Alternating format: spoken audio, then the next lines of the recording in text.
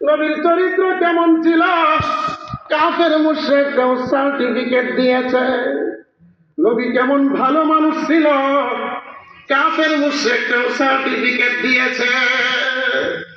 অন্য অন্য নবীদেরকে তার স্বজাতীয় মানুষগুলা সত্যবাদী বলতো, আর আমার আপনার নবীর কাছে কাফের মুশরিকরাও সত্যবাদী বলে ঘোষণা দিত।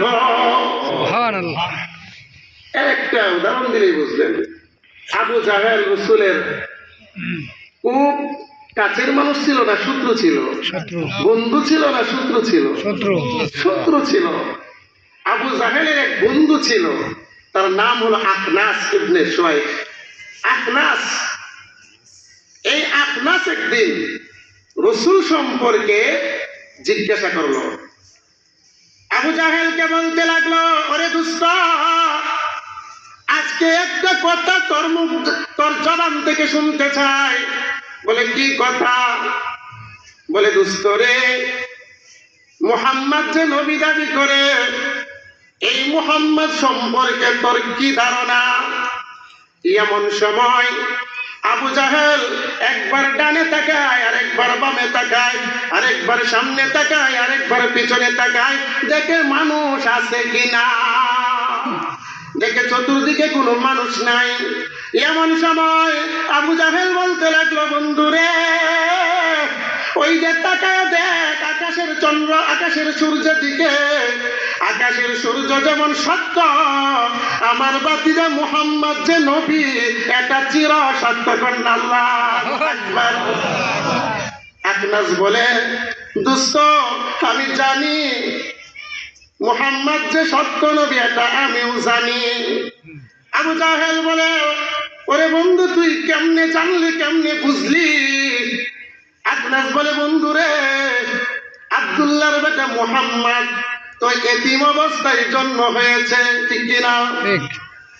এমন সময় আখনাস বলতে লাগলো, ওরে আবু জাহেল, ও আবুল হিকাম, মুহাম্মদ তো জন্ম হয়েছে এতিম অবস্থায়, আমরাই তো তাকে কোলে পিঠে করে বড় করেছি, লালন পালন করে বড় করেছি। আমরাই তো তাকে ঘোষণা দিয়েছি আল আমিন বলে, আমরাই তো তাকে ঘোষণা দিয়েছি বিশ্বাসী বলে, আমরাই তো তাকে মহান চরিত্রের সার্টিফিকেট দিয়েছি।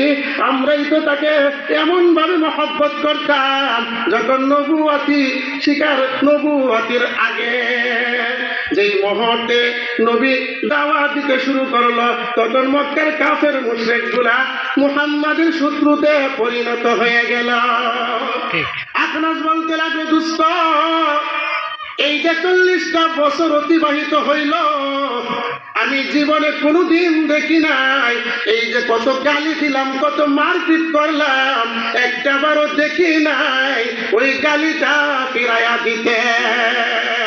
আমার মন বলে, আমার মন দৃঢ় বিশ্বাস হয়ে গেল মুহাম্মদ নবী ছাড়া আর কিছুই হতে পারে না। এমন সময় আখনাস বলতে লাগলো, দুষ্ট রে, চাচা ভাতিজার ঝগড়ার ভালো লাগে না, আইনা সবাই আমরা মিলে মুহাম্মাদের ধর্ম গ্রহণ করি। এমন সময় আবু জাহেল বলতে লাগলো, ওরে দুষ্ট, আজকে যদি মুহাম্মাদের ধর্ম গ্রহণ করি, আগামীকালকে তো মুহাম্মদ নেতা হয়ে যাবে, আমরা তো মুহাম্মাদের কর্মী হতে হবে, ঠিক কিনা? এটার জন্যই মুহাম্মাদকে মানতে পারি না। বলেন না নাউজুবিল্লাহ। নাউজুবিল্লাহ। শুধু এটার জন্য।